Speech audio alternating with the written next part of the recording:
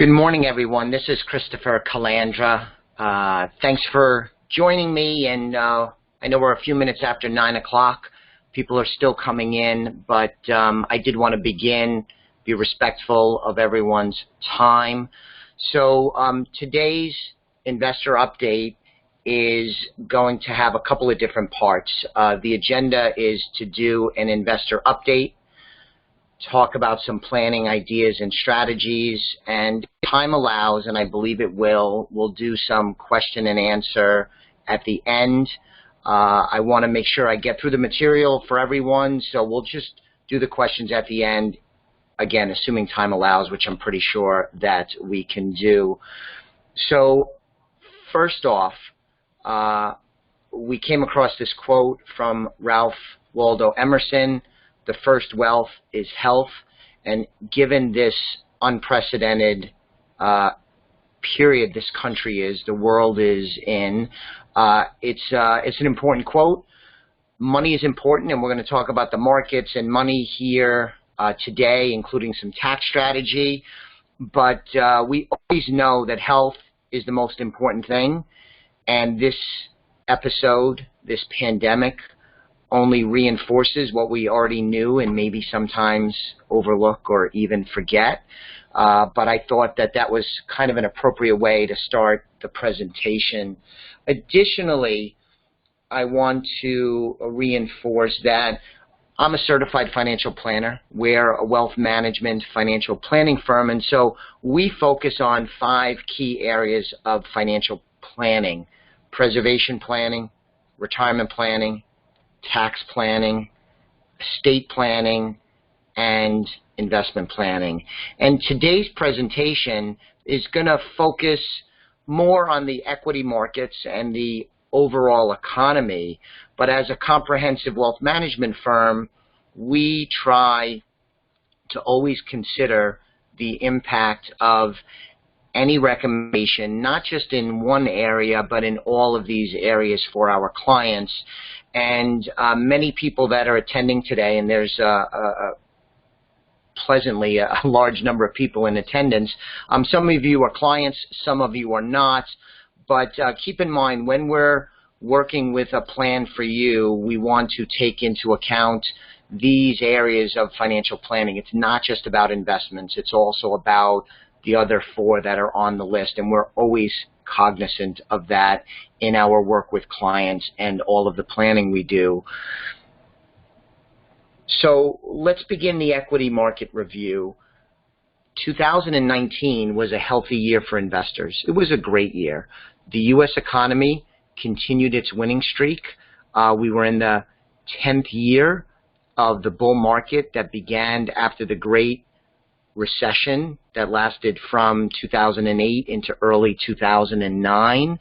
And one of the things that I spoke about, this will come up again in a few slides, a lot in 2019, even going back into 2018, and it was talked about a lot before this pandemic in 2020, is that the U.S. economy was strong, and one of the things that was bolstering the U.S. economy was a very good unemployment picture. And so 2019 was a very good year. There was optimism in the early stages of 2020 as it appeared that the U.S. economy was accelerating and unemployment continued to be very low and jobs numbers very strong. And things changed, as we all know, dramatically. And so the equity markets reacted to the pandemic and all of the economic damage that was being done. So in mid-February, the markets made new all-time highs and then changed. This silent but deadly virus quickly decimated an 11-year bull market. It was amazing and is amazing how quickly everything turned seemingly on a dime.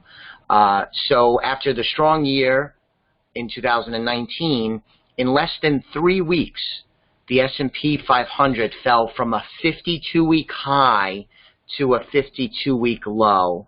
This quick waterfall of the equity markets has set many records. We've had an unbelievable amount of volatility.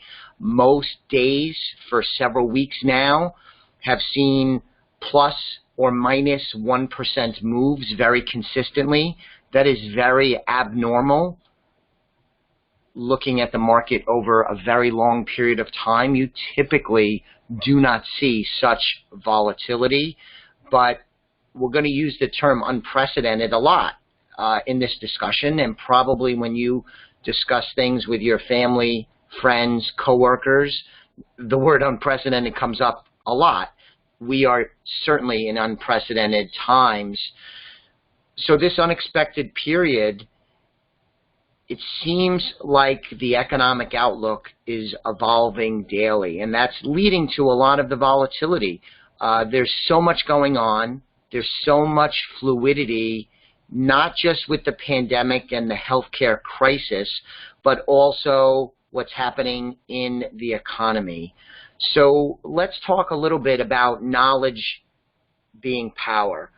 We believe here at Elliott Wealth Management, I believe this, the whole team believes, that an educated client is our best client. When we meet with our clients, and hopefully if you're a client and you're listening, you can attest to this, we want to educate our clients. Our clients do not want to become experts like we are. They don't necessarily want to be immersed in tax planning and retirement planning and the history of the markets, but being educated is a very powerful way to help make good decisions. So let's examine some of the data I want to share with you this morning. I mentioned this before. We were in an 11-year bull market that began in the early days of President Obama's administration way back in 2009, and that bull market was uninterrupted for 11 years. As we entered into 2020, it looked like the bull market was intact. As I mentioned before, and I'll probably mention again, the U.S. economy was actually accelerating, not decelerating. And we were creating jobs every month, and we had done so for over 10 years. And what I had said repeatedly to clients was that if the U.S. economy is growing, and even better if it's accelerating, and the economy continues to create jobs, the bull market is likely to continue. It would have been hard for me to envision us getting to a recession or into a bear market or a sustained sell-off in the market in the face of so much job creation and such a strong economy. A bear market, by the way, is defined when the market falls at least 20% or more from its 52-week high. So we had a bear market. One of the questions is, did we already give birth to a new bull market? Because the bear market fell 20%. We had the market fall more than 20%. We've seen it rebound and come back some, has not gone back to where it was at the beginning of the year or the February highs, but it has rallied here the last couple of weeks. And one of the key questions is, did we already give birth to the next bull market, or are we still in a bear market and we had a rally within a more prevalent bear market? That's a key question that will be answered over the coming weeks and months. Since entering the bear market, as of early April, we've had this bounce back in equity markets. So that is the good news, and there are encouraging signs. However, there's lots of change going on and a lot of uncertainty in the economy, in the markets, and in healthcare, where we're still trying to deal with the pandemic. So the next thing I wanted to talk a little bit about is some definitions related to bear markets. There's three types of bear markets. They're structural, cyclical, and event-driven. Structural bear markets are those created by imbalances and financial bubbles. They're very often followed by a price shock, such as deflation. This is what happened in the Great Depression in 1929. It was also a structural bear market in 2008 when the U.S. financial system was in deep, deep trouble. A cyclical bear market are ones that are typically a function of the economic cycle, often marked by rising interest rates, impending recessions, and falls in corporate profits. And then the third type is event-driven bear markets. And these bear markets are created by events such as war, perhaps an oil price shock, an emerging markets crisis, things like that. We are in an event-driven bear market, which arrived on the scene due to the sudden viral pandemic, coronavirus or COVID-19. You could use the term that you prefer. Event-driven bear markets, they're the hardest, if not the most impossible to forecast and to navigate through. This is incredibly difficult stuff. COVID-19 created the first of its kind bear market, one that was caused wholly by the virus. The economy was doing well. Unemployment was doing well. Consumer confidence was high. U.S. companies were very competitive as they competed for business, not just in the U.S., but worldwide. But now we're in this event-driven bear market, the first of its kind, unprecedented. There's that word again. One fact that I wanted to bring to your attention is that interest rates have gone down to virtually zero. So the quick history on that is the federal funds rate, controlled by the Federal Reserve, was cut by 0.5 point or 50 basis points, bringing it down to a range of 1 to 1.25 early on in the crisis. But then, as a response to the increasing risks of the coronavirus and as the outbreak was accelerating, the Federal Reserve took an enormous step and cut its benchmark interest rate by a full 1%, bringing the range down to 0 to 0.25% or 0.25%, so virtually zero. When the Fed first started reducing interest rates, the consensus was, most experts thought that the central bank was catching up to where the markets were headed. Now, where we sit today, it seems that the Federal Reserve is responding to both the economy and also the fact that the 10-year Treasury, which is an important benchmark, had fallen to all-time lows. The Treasury rates on the 10-year is around 55 basis points now, or a little over 0.5%. That's incredibly low. I mean, it's hard to fathom that this is where 10-year Treasury rates are. Rates have been low for a long time.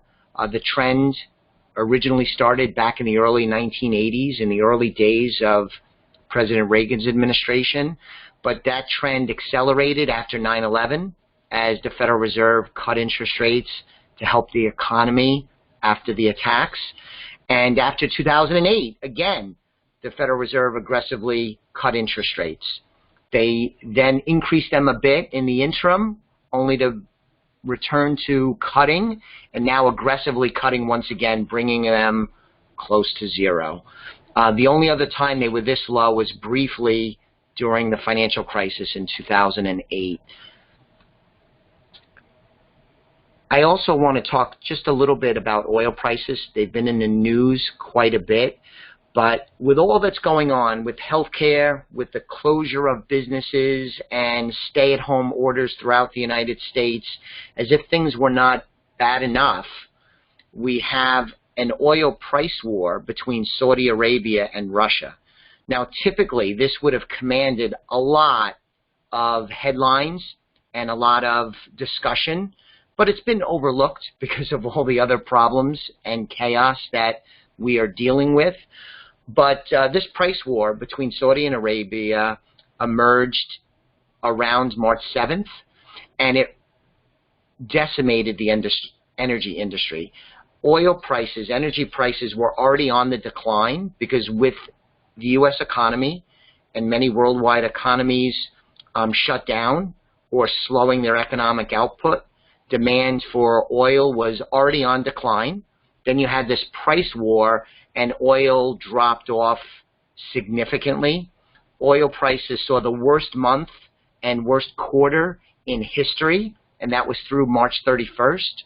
What we've seen so far in April is another leg down, as there is too much oil sloshing around relative to demand and expected demand, given the impending recession and economic slowdown. And so the energy sector is in dire straits. I saw the news this morning. This is, like many of these discussion points, very fluid. Oil rebounded some yesterday. It looks like it's rebounding today. So we're in a constant state of change. But this is really, really dramatic stuff. And if you look at the long-term charts of oil, it's amazing that oil prices have gotten as low as they have. Anecdotally, yesterday, my daughter, and let me just say that we're observing social distancing, we're hunkered down at home, but she did need gas for her car, and she went out and got gas in Connecticut, and it was $1.15 a gallon, which is remarkably low. I mean, it's mind-blowing. You think about the last time you saw gas that low. So that kind of puts into perspective the massive change we're seeing in the oil market. And this makes sense. I've seen different estimates, but one is that we're using 10 to 25 million less barrels of oil per day in the U.S., and gas is down over 25%. I mentioned unemployment earlier on in the presentation, and this has been a key thing for me for a while, because the U.S. economy was strong, and it was bolstered by a terrific employment picture in the U.S., where the U.S. was a powerhouse in creating jobs month after month, quarter after quarter, year after year. And that link between the good economy and the unemployment gave me tremendous confidence, and it's why I was confident going into 2020 after a strong 2019. But that linkage has completely broken down, because U.S. unemployment rates now are very worrisome. On February 7th, unemployment was at 3.5%. And as I said, it had been low and trending lower consistently for 10 years, and we had been creating jobs month after month for over 10 years. Well, that came to a screeching halt, just like the economy did. For the week ending April 11th, there were 5.2 million new jobless claims. From March 15th to April 11th, we had 22 million new jobless claims. We're expecting new jobless claims this morning. They may even come out during this presentation. The expectation is for another 4 million. It wouldn't surprise me if we go over 5 million. But during this episode, we've had 5 million and then two other 6+ million weeks of jobless claims. Just unbelievably bad numbers. To give you a little bit of historical perspective, before this episode, the worst weekly jobless claims in U.S. history was all the way back in 1982, when it was 695,000. And that record of 695,000 was surpassed by 6.8 million. I just blew the record away. Granted, you have to adjust for population, because the country was much smaller population-wise in 1982, but still a startling statistic. So where are we going to end up with unemployment? Estimates are all over the map, but they're all bad. Assume 17.9%. Wouldn't surprise me if it goes over 20%. From a historical perspective, the worst ever was 25%, and that was during the Great Depression. I could see us potentially getting there, although it's pretty unlikely. But over 20% seems reasonable. 15 to 20%, at least for a while, seems more than likely. And then the question will become, how stubborn is that unemployment? Because when Americans are unemployed, That's not good. It's not good for them. It's not good for the rest of us. So we want this unemployment to have a short-lived trajectory upward and then to recover. But it's unclear how and when that will happen and how much damage this unemployment creates up and down the economy, because this is putting pressure on state budgets that are paying out unemployment claims. People that don't have jobs are not going to spend, and even when they go back to work, they may not be that anxious to spend, and they may behave differently in the aftermath of the job and income interruption. It's a significant issue, and it's unclear how quickly we could get that number going in the right direction. Hopefully it'll be soon, but it's a big problem. The U.S. government has responded, of course, and this has been in the media quite a bit, and we're going to talk about the media in a few slides, but the U.S. government is responding by trying to prevent the threat of a recession to help businesses. Now, I think we're going to end up in a recession. I think that it will be too difficult, given the shutdown and the economic damage, to avoid a recession. But the government has passed several bills, including the $2.2 trillion CARES Act, that stands for Coronavirus Aid, Relief, and Economic Security. It did a number of things to try and help the country. Taxpayers, adults, depending on income thresholds, are getting $1,200 per adult. Children, $500 per child. There was relief for small businesses, a program called PPP, the Payroll Protection Program, that provide lending facility to small businesses. There was a whole bunch of other stuff in this $2.2 trillion CARES Act. It, by the way, is the largest stimulus ever in the United States by a very wide margin. I'll also add that the Federal Reserve, the Central Bank of the United States, is also acting very aggressively, providing liquidity into the markets, trying to support the credit markets or the lending markets, making sure banks are healthy. They've done a whole bunch of stuff that's kind of behind the scenes to support these different lending and credit markets. They're what's called expanding the balance sheet, and in oversimplified terms, they're basically providing liquidity. Now, where are they getting the money from? They're just making it up. But that liquidity is helping the market and has been a contributor to some of the worst fears from 3, 4, 5 weeks ago not being realized, because the financial system, although it's strained and it's struggling and there's lots of uncertainty, it's working. And I believe some of that, at least, is in part to the tremendous liquidity that the Federal Reserve is bringing to the markets. Now, all of this liquidity, it's worth noting, will have consequences down the line. I mean, the amount of liquidity that the Federal Reserve is pumping into the system dwarfs what liquidity was put into the system back in 2008. I mean, by a factor of, I don't know what it is, 3, 5, 10, but it dwarfs what the Federal Reserve had done before with liquidity. And putting that much liquidity in the system might be what the situation calls for today, but it will need to be dealt with some point down the line. Otherwise, we may be confronted with a whole different set of problems that the country and the economy needs to contend with. But that's for another day. In addition to the CARES Act, there's been some follow-on legislation, including this week, where, for example, they passed a law to put even more money in that PPP program because it had run out of money. I wanted to point out that our clients, my personal portfolio, has gotten beaten up some. It's been a tough period. But I wanted to point out, for context, Warren Buffett, who is considered one of the greatest, if not the greatest investor of all time, and he's a household name. An analysis was done of his top stock holdings, and he was down 37% from the February highs as of a few weeks ago. Now, that's dated a little bit, but he's gotten beaten up.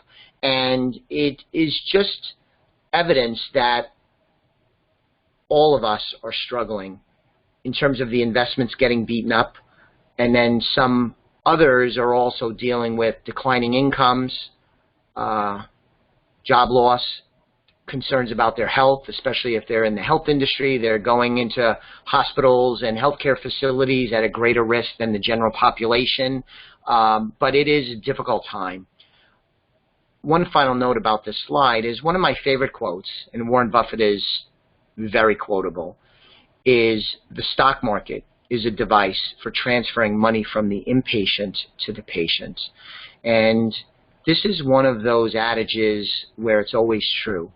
But I think it's particularly important today when you have so much uncertainty, so much change, and so much stress about the situation given the healthcare overlay and the pandemic and the shutdown, you know, stuff that we just have never seen and couldn't even comprehend as a possibility just a few short weeks and months ago. So what I want to share with you now is some ideas and strategies. To begin with, though, we think that being prepared and not scared is a worthwhile approach. That's how we're going to approach the rest of 2020 in our dealings with our clients, as well as new clients we're likely to bring into the fold this year. Times are scary, and I think some of the fright has subsided a little bit, as it seems like we have a better handle on the coronavirus than we did a few weeks ago, but we're not out of the woods yet. There's still a lot to play out. But in terms of wealth planning, financial planning, investment planning, all of the things that we work very hard to do for our clients, we're going to be prepared and not scared. How we should move forward this year is a key question. Not just this year, but even in subsequent years, because the aftermath of this is going to be in play for a very long time. One of our responsibilities is to look at all the situations and to guide our clients with ideas, and we need to do this even in a treacherous market and a treacherous economy like we're in now. So I just wanted to quickly review some of our thoughts. First off, we want to continue to focus on long-term results. Typically, the most successful investors think and act for the long term. And I want to add that I'm bullish over the long term. I'm optimistic about this country and its prospects for success in the future. The economy will recover. The markets will recover. Investor losses, especially if they have a well-designed strategy, will recover losses and get back to profits. It may take a little bit. It may not be next month. It may not be later this year. It may take a little bit. Who knows? But there will be recovery. U.S. businesses are smart, well-led, comprised of hard-working, diligent Americans. They will reimagine themselves. They'll work hard. We will recover. So I'm bullish in the long term. And so that is a good focus. In the short term, though, I am somewhat cautious and concerned about all of this change, all of the destruction in the economy, how this healthcare situation is going to get resolved. There's tremendous uncertainty about vaccine, therapeutics that will create antibodies, social distancing, how quickly states and locales are going to open up. And clearly that will be staggered, with certain states, cities, and locales opening faster than others. But there's so much uncertainty. So even though I'm going to focus on the long term, and I'm going to encourage clients to focus on the long term, we do need to be aware of the short-term risks and uncertainties as we plan, because I believe that this episode is going to last a while. And as great as America is and American people are, we can be impatient. Sometimes it's sort of like, all right, we have a problem, let's sit down, solve the problem, and then let's go to lunch and celebrate. I think in this instance, this is going to last a while. The uncertainty, the economic strain, the government trying to react, the healthcare system trying to deal with this virus, it's going to take a little while. So short term, I have some significant concerns, although long term, I am very optimistic that the country, the economy, the markets, and our clients were going to be fine. Dollar cost averaging. One approach to unemotional investing, especially in a volatile market, and this is true generally, but it's especially true in a very volatile market like we have now with tremendous amounts of uncertainty, which we certainly do. Dollar cost averaging is a systematic method of buying into the market at a set amount or a set percentage at set periods of time to take advantage of market swings. So it's simply incrementally buying into the market over a stretch of time. And so when the market is weak, you'll buy more with the money that you're putting to work. And when the market is strong, you'll buy less of the investments because the prices are higher. It's, again, a nice, unemotional, systematic approach to investing. We think here at Elliott Wealth Management that in lots of situations, that is going to be a worthwhile way to work our way out of this mess, is using dollar cost averaging where it makes sense. One thing I didn't say at the beginning of this presentation that bears note is that this presentation is meant to be big picture. I see there's lots and lots of people that have joined the webinar, and again, thank you for that. But I'm not in a position today to give individual advice because we have some people that are young, we have older individuals, some of who are retired, we have some people that have more wealth than others, and so every situation is different. The purpose of this discussion is to be kind of broad and conceptual. Later in the presentation, I have my phone number and email. If you're not a client, please reach out and we could talk about your situation and how we might help. Similarly, if you're a client and there are aspects of this you want to discuss, please, please, please reach out to us. Email us, call us. We are here to help. We're fully available to be a resource for you, as we always try and be. So that's dollar cost averaging. No one likes losses, but from a tax standpoint, they can be helpful. And this year, where we had this big sell-off, there are some tax swap strategies that we want to utilize for clients. So a tax swap is a strategy that involves selling an investment that has losses and then replacing it with a similar but not identical investment. There's some specific IRS rules on this front. But sell something at a loss and replacing it with something else. The tax loss can then be used to offset gains. So if you have a loss from one investment that's sold and you have a gain in another investment that is sold, they can offset, and we could work to mitigate and manage tax liability. What's particularly attractive is that tax losses can be banked to offset future gains. It's something called carry forward losses. So if you have losses but you don't have gains that can be used to offset them, it's not a use it or lose it situation. They can be banked and they could be carried forward into future years so that you could use the tax loss in 2021 or 2022 that you carry forward to be used to offset future gains.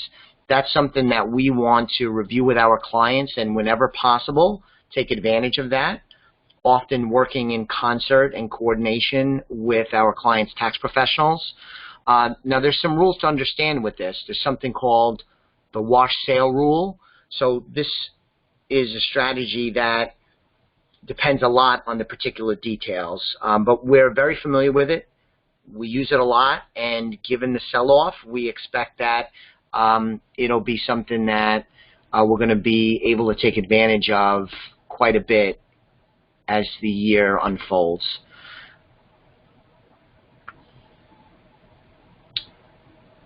One of the aspects of the CARES Act that I didn't mention a few slides ago is that the government suspended RMDs, required minimum distributions, for 2020. So if you otherwise are required to take money out of IRAs, 401ks, and retirement accounts, they've been suspended for 2020. You're under no obligation to take the money out. You can if you want to, and it'll be taxable, but you can leave the money in the retirement account if you prefer. This is not something that you'll have to do next year. This is something that's wiped away. You simply don't have to do it for 2020. Likely you'll have to go back to the normal rules in 2021, but some investors may not want to take the money out of the retirement account. A lot of our clients only take their required minimum distributions because they're required. Left to their own devices, they would not take money out of the retirement account. So if you're comfortable with suspending distributions and looking for a better time to take them, like perhaps next year, you should take advantage of the suspension of the RMDs. If you are listening to this and you've already taken your RMD, there are ways to put it back in and undo the distribution that might have taken place in the early part of 2020. If you're in that situation, let us know. We can help. Roth conversions. So traditional retirement accounts are pre-tax. The money in there has not been taxed, and it's typically going to be taxed when the money is taken out.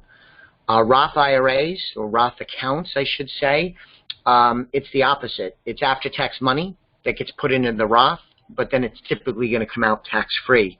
You can convert money from traditional to Roth, and this can be complicated, but there are some really key reasons why you might want to consider Roth IRA conversions. One element of this is that in the future, tax brackets may rise. So if you're in a lower tax bracket this year, either because of where tax rates are or because your income is going to be lower this year, that lends itself to strongly considering doing a Roth IRA. If account values are down, which they are in many, many instances, you might want to consider converting to a Roth. Now, you will pay taxes on the conversion because when you go from traditional to Roth, you do pass through the tax toll.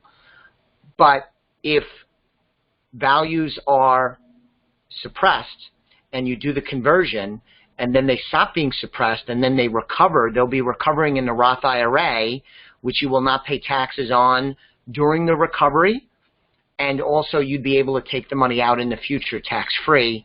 That's pretty attractive.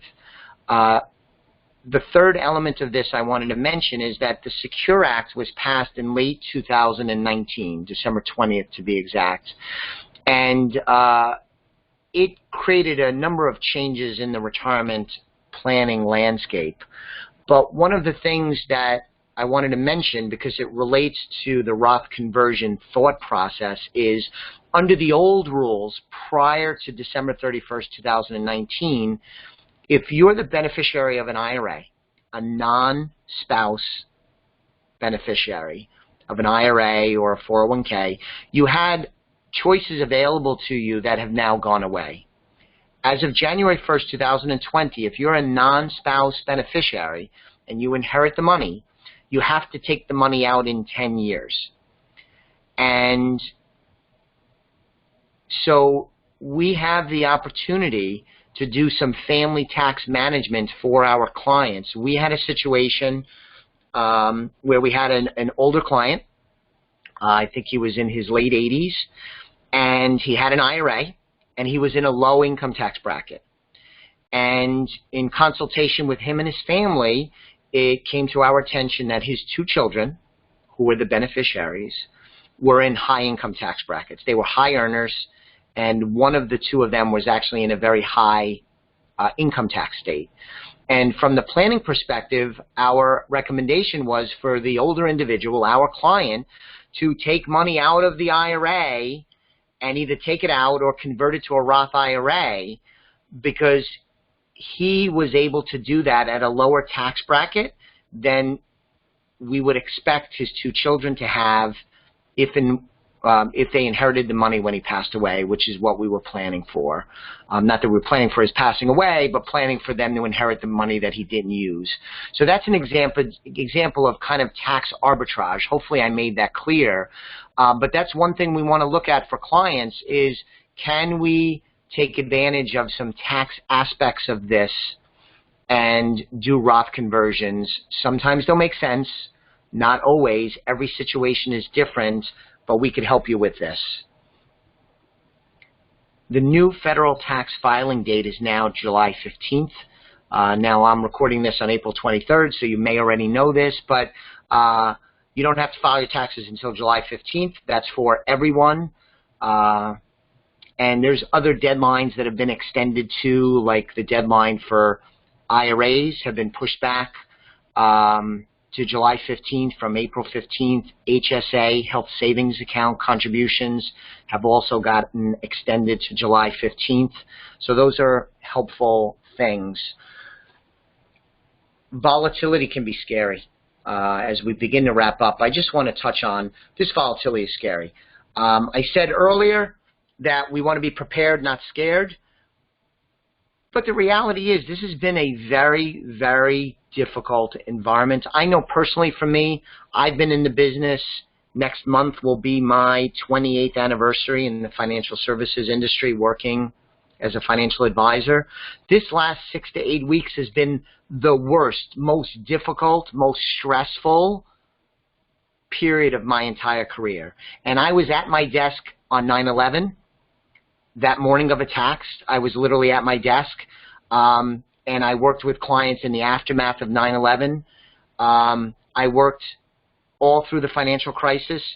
Both of those were difficult times, but this is worse. I think the healthcare part of things, the shutdown, the isolation, it's made it more difficult. On top of that, you know, we have family members that we're worried about.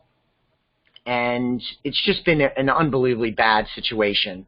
But I think that the prescription for us is to proceed with caution, to try and rise above the scariness and to adjust to the volatility.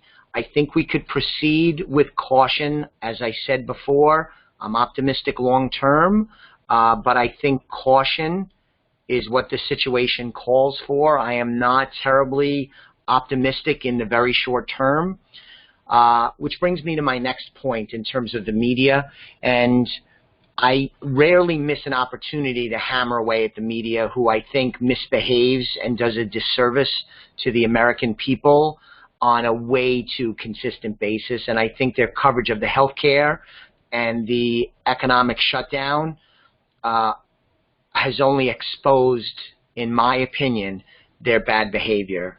Panic and bad choices can cause more harm for investors than even the virus or a market downturn.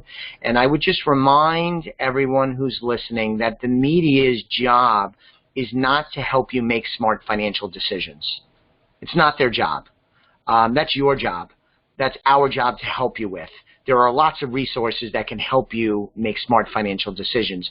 But the media is not a place that you typically want to turn to help you make smart financial decisions. Their job, and I have no problem with this, I mean, they're a business, but their job, we have to recognize, is to get you to watch, to listen, to sign in, to subscribe, to review their website, to listen to them. That's what they're trying to create. They want to create demand for their media output.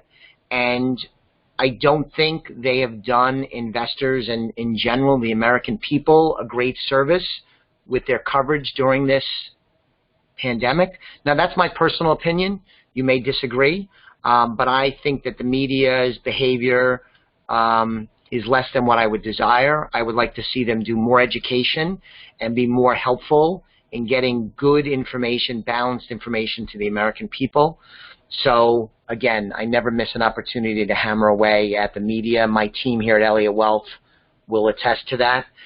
So just a quick review of some of the key takeaways, and then we could get into some Q&A, is 2019 produced strong returns for equity investors, but extreme volatility has reemerged with this unprecedented and nasty pandemic, and I don't believe we're necessarily out of the woods yet. Maybe on the healthcare side, maybe not, but certainly on the economic side, there are many, many things that need to play out and lots of areas for significant concern.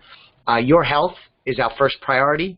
As I mentioned in the quote from Ralph Waldo Emerson, we're not doctors, we're not medical professionals, of course, but your health transcends the financial stuff. We are, though, going to focus on your personal goals. And feel free to call and email us with any concerns you have. We are here to help. We want to be a resource. In an effort to be a resource, we want to deliver regular communication. We do the monthly mailing. There's the weekly podcasts. There's the availability for remote meetings. We can't meet you in person right now, but we could do remote meetings. Many of you have already done that with me previously or with Lindy previously. We want to have frequent discussions. We're going to continue, as always, and as intensely as possible, review economic, tax, estate, and investment issues for our clients. So that's what you could expect from us. As I said, your health and well-being is our highest priority. We appreciate the opportunity to assist you with your financial needs. I have been so unbelievably touched over these last couple of weeks as I've spoken with clients and interacted, because all the time they're like, Chris, how are you doing? You okay? This must be a difficult time for you. They ask about my family. They ask about my kids. Many of my clients know that my father has been battling cancer, and so he's been undergoing a very rigorous chemo regimen. And that in and of itself is a scary time and worthy of people checking in on, but it took on even bigger proportions with the risk of going and getting the treatment and contracting the virus, because as you probably know, when you are undergoing chemo, your immune system gets compromised, and then, you know, my mom couldn't go in with my dad. So the point I'm making at is that it's been a difficult time for everyone, and I am so touched by the kindness that my clients, our clients, have shown us as they check in with us to make sure we're doing okay. We think of ourselves as trying to help our clients, but it's amazing how we've allied ourselves with so many good people that are also looking out for us. So thank you, not only the people that are listening to this, our clients who are listening to this, but even for those that are not, because your kindness has not gone unnoticed. So I mentioned earlier, that's my email if you don't have it. That's the phone number. We're working all the time, including on the weekends. We're available. We're here to help. We want to be a resource, so don't hesitate. In terms of question and answer, I will open up the Q&A now, and I would invite you. The floor is yours.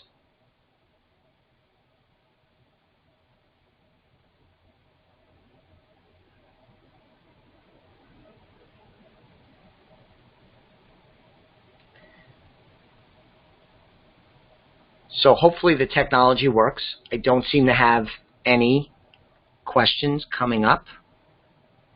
So that either means I've done a great job and I've answered all of everybody's questions, or maybe everybody is just shy. But maybe we can leave it there. And I want to, again, thank everyone for taking a few minutes out of your day this morning for my investor update. I greatly appreciate the business relationships I have with those of you that are our clients. If you're not a client, we'd be interested in speaking with you. This is a tremendously difficult time. It is unprecedented. I hope you're staying healthy and safe. I also hope that you're staying positive, because I know that this has been a strain for people emotionally, psychologically, maybe isolated too much, or just a worry over the health care and worries over job and money and income. So if there's anything we can do, please know that we're here. Thanks again, and have a great day.